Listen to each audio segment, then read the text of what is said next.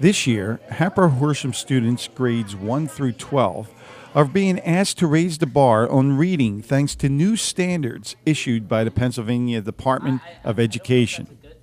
Now in the PA core, the students are expected to do more analysis work of the text and grounding their answers in evidence from the text. And to do that work, it means that we need to stop doing some things, stop giving all the information to students before they do the reading.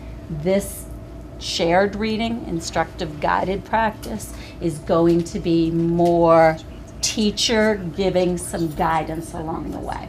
To prepare our teachers on helping students meet the new reading requirements, the school district held a morning and afternoon workshop for elementary school teachers. Consultant Jody Pittock gave teachers the components used to instruct students on how to reach a higher reading level. When we are looking at this one component of a balanced literacy program, we begin by having the students make a connection to the text. Then we move them right back into the text and we tell them using that information is going to help them better understand what they are reading. We begin also with giving them information about the type of text they are reading.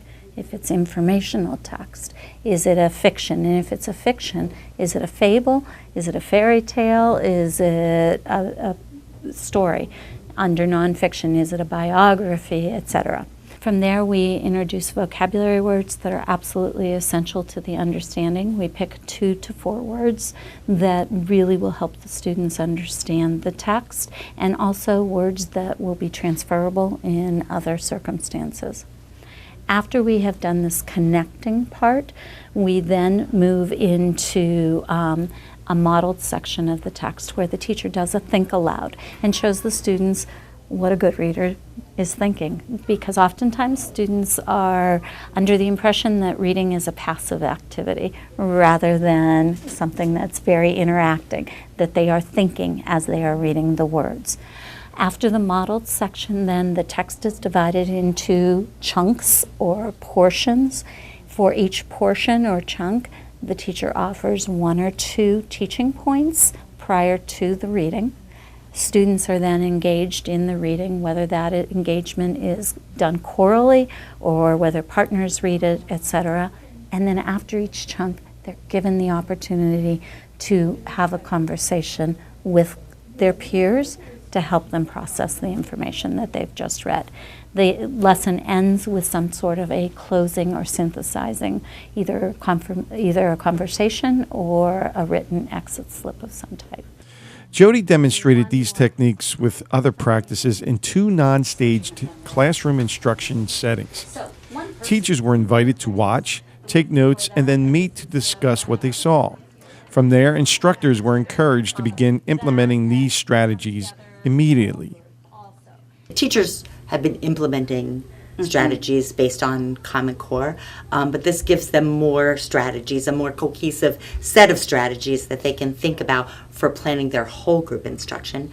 And then, it will help them also be thinking and rethinking their small group intervention planning and instruction so that they can meet the needs of students who are not demonstrating meeting the standards.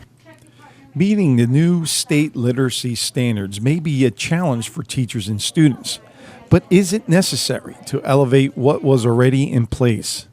With the Common Core, with the expectations of the real world, we have to make sure students have the ability to maneuver, comprehend, and be able to communicate around complex text.